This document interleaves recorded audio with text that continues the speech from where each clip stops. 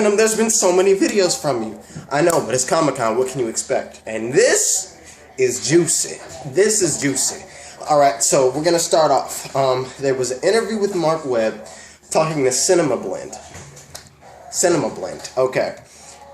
Now, you see the title of the video. He talks about Hans Zimmer. Somebody was really angry that I was talked bad about the James Horner stuff for the main Spider-Man 1, and they were really angry and tearing me a new one, and they said, and it's Hans, not Hans. Hans Zimmer, okay?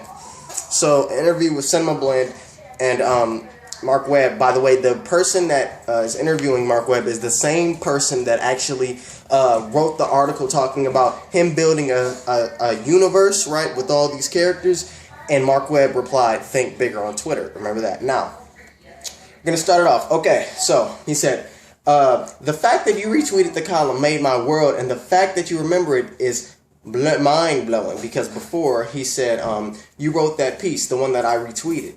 That's what Marc Webb said. And he said, you remember that? He said, sure, think bigger, because remember, that's what he said. So, okay, so this is what Marc Webb said to the fact that you retweeted the column. He said, of course, well, it was nice because, listen, I listen to the internet sometimes if I'm bored on a Sunday or feeling insecure, which really is not a good time to go online. The guy said, stay off Twitter. He said, but yeah, that article that you wrote, we had been talking about. You know, there's so much possibility. And what I tried to do with the first movie was build out or create a foundation that had levels of nuance and teases that would continue on in an ongoing way. It's incredibly complicated to think too far ahead of the game because you want everything to feel right. And yet you have to be very careful to not hold out or withhold the excitement you have. Where you're trying to create the movie that's in front of you, that's an all-consuming task. That said, we are trying to create a world that feels a little bit more nuanced and a little bit bigger. And I think there are a lot of characters in the Spider-Man universe that could justify their own movies. Catwoman, Venom. Yeah. And I get really excited and titillated by the possibility.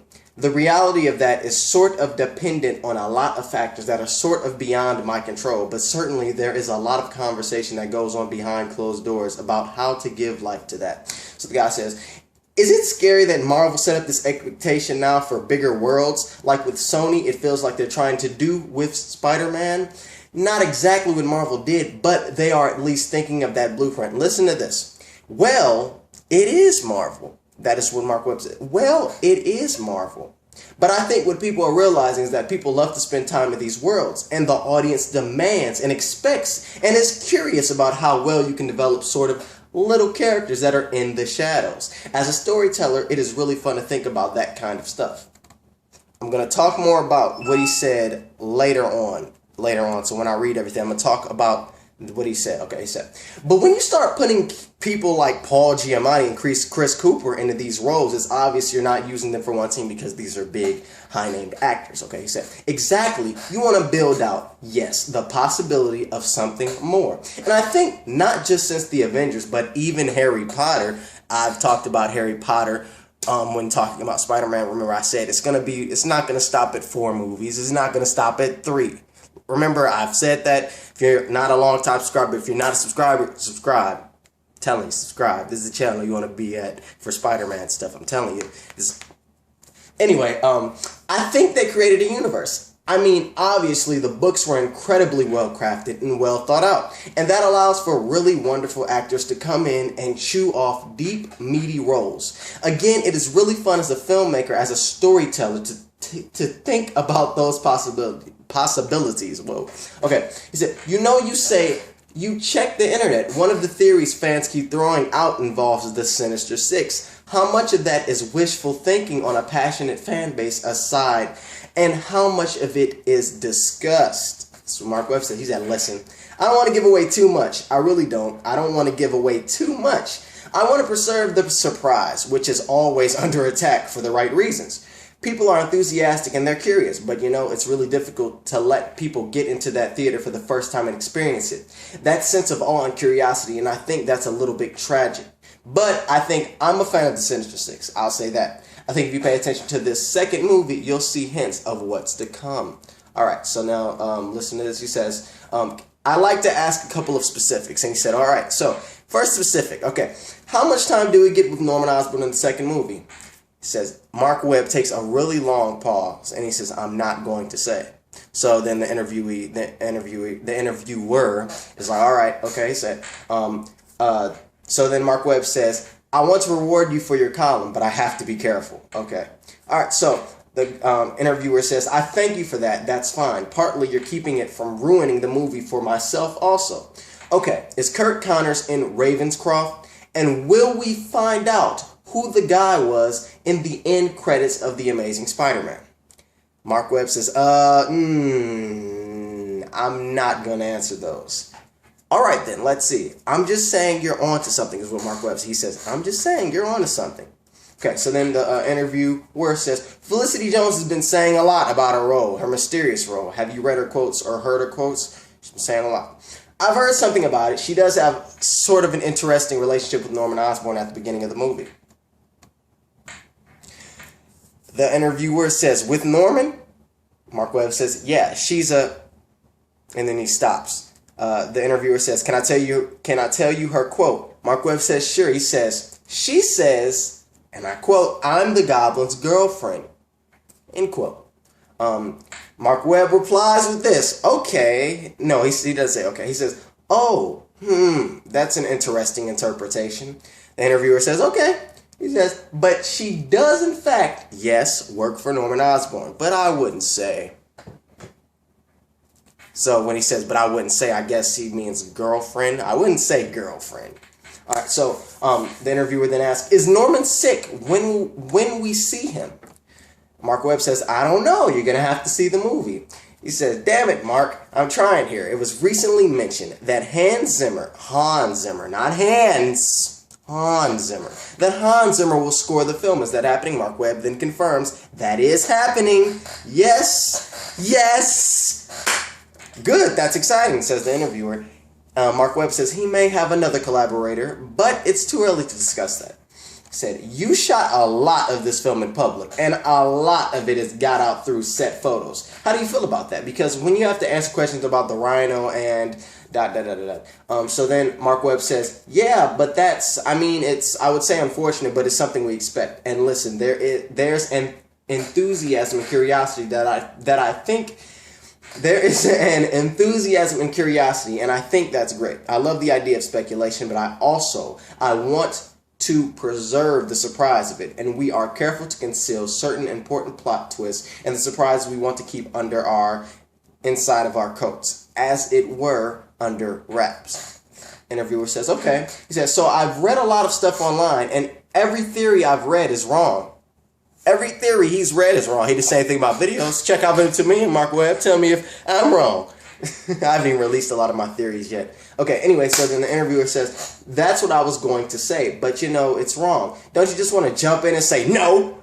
Marc Webb says, no, I love it because people often say things with such certainty. And I'm like, well, but, you know, I don't want to engage in that. Interviewer says, okay, tell me a bit about how Harry fits in here because he's a new character. Marc Webb says, Harry is an old childhood friend of Peter, but he was sent off to boarding school. And he's just gotten back from Europe, and he and Peter meet up for the first time in many years. He says, I think what's cool about it is you sense for Peter it's his first friend. You know what I mean? We haven't really seen that part of his life. He's been such a loner, such an outsider that you see a kid and they're bound by this sort of, you know, Harry wasn't exactly well treated by his father, and Peter's father has disappeared. So they're sort of bound by those daddy issues. Then the interviewer says, do we get J. Jonah Jameson? Is he on board? Marc Webb replies, there's a little bit of Bugle, there's a little bit of the Daily Bugle in the movie. And that's it for the Marc Webb interview. Now, before I discuss the next interview, I want to point out, when he said, the interviewer asked, is it scary that Marvel set up this expectation now for bigger worlds? Like with Sony, it feels like they're trying to do with Spider-Man. Not exactly what Marvel did, but they're at least thinking of that blueprint. Marc Webb replies, well, it is Marvel. So, by that, he means Marvel, they're the ones that are coming up with this blueprint for Spider-Man. He says, well, it is Marvel, but I think what people are realizing is that people love to spend time in these worlds. He corrected the interviewer, saying, well, it is Marvel. Marvel is the one that's coming up with this blueprint for us.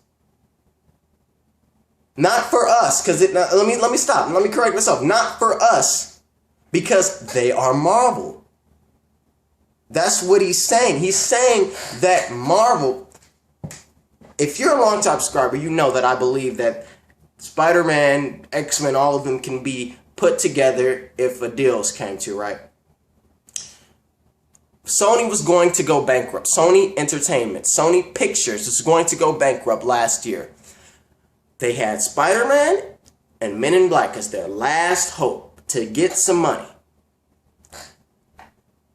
And then, like, you know, before Men in Black came out, a deal was made when Sony sold the merchandising rights off to Marvel and Disney. They sold them back to Marvel and Disney. Now, how could that alone keep this studio afloat? I think that, you know, Marvel said, well, you know what? We'll help you out. Here, we'll help you out. We're going to give you some money. Because the Marc Webb and Avi Arad and all of them, you know, they always say, you know, it's a great relationship we have with Marvel. It's a great relationship. Marvel, I think, you know, gave Sony some money. Said, hey, you know, here you go. We'll help you guys out.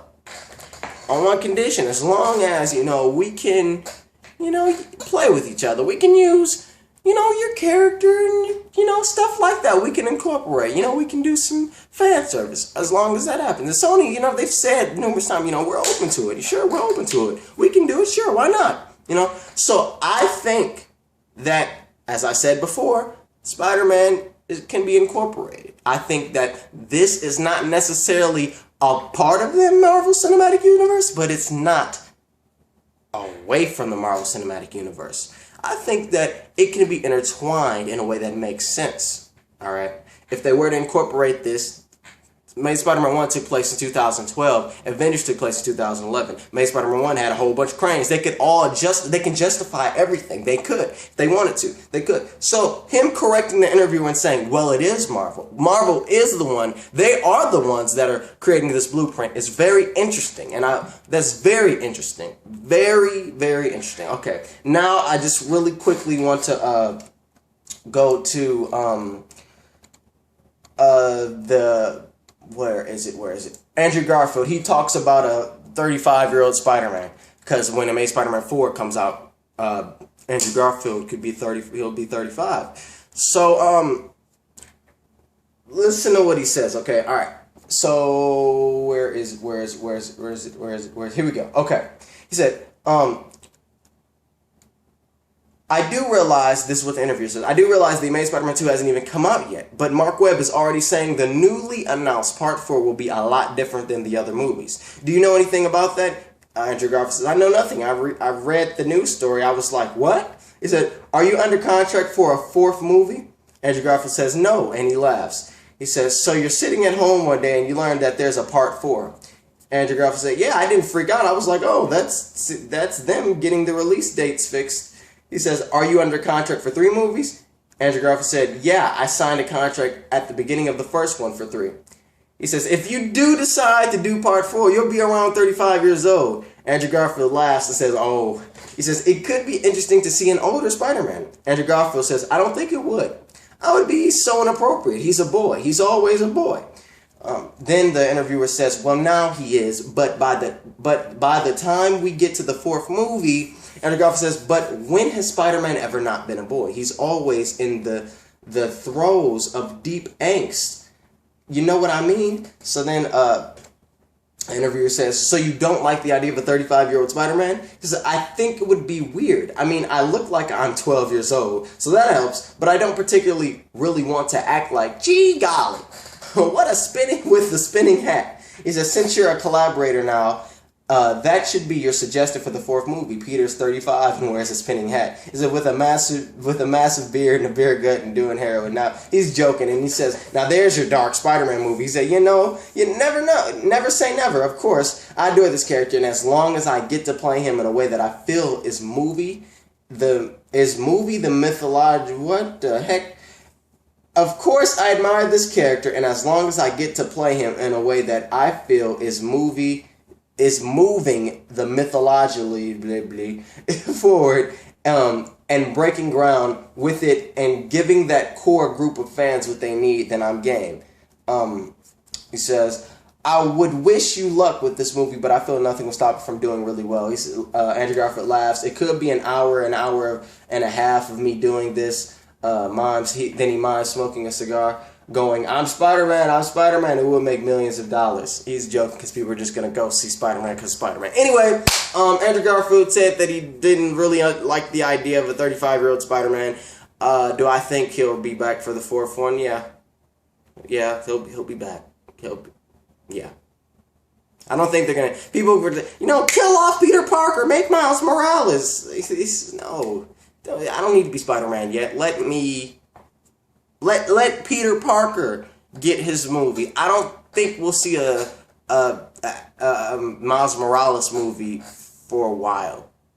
I don't think we're going to see that. I don't think we're going to see Peter Parker die on screen. I don't think we'll see that. But anyway, that's about it for this video. Let me know what you guys think. That was some nice, good old news. Marc Webb was talking. We got Andrew Garfield saying some stuff that he cared about. We got some good stuff. Also, check out Comic Book Cast video. They talk about Adrian Toomes and how Mac Tomic, they tease upon the Vulture. Check out their video in the description also. Check them out. Tell them Venom sent you. And as always, thank you guys for watching. Comment, rate, subscribe. Peace out. And that's really all about it. Yeah. Peace out, guys. Later on. Direct upload. Because this, whoa, that's all. This is nice news. Direct upload. San Diego Comic-Con. I'm probably going to have to, you know what I'm going to have to do? I'm going to have to make a playlist and put all of these videos together because it's a lot of videos. I've been posting. As a matter of fact, I'll tell you all the videos now if you're new. Like if you just found this video, haven't seen the other ones, tell you all the videos to look at now. So we got the Amazing Spider-Man 2 Hall H panel. Check that out. Amazing Spider-Man 2 Viral Marketing Daily Bugle. They mentioned the big man. Check that out if you haven't seen it. Marc Webb confirms Norman Osborn is ... Check that out. Kind of mentioned that in this video. The Hans Zimmer work on Amazing Spider-Man 2 soundtrack, you can check that out. Kind of mentioned that in this video. The in-depth analysis and breakdown of the Amazing Spider-Man 2 San Diego Comic-Con, Panel H promo with Electro. I go into detail and I analyze some stuff. Check that out. Description. Shailene Woodley, why she is being cut, why she was cut from the Amazing Spider-Man 2, Mary Jane, why she was cut. Check that out. Shailene Woodley says why.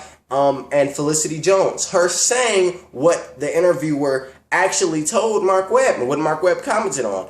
You can check that video out also. It'll all be in the description below. As always, thank you guys for watching. Peace out. I'm gonna go play some video games. And yeah, also you can check out the A New Week Equals a New Mary Jane, because every week we get a new Mary Jane, this is Mary Jane, she's Mary Jane, he's Mary, blah blah blah. We always get a new Mary Jane every week.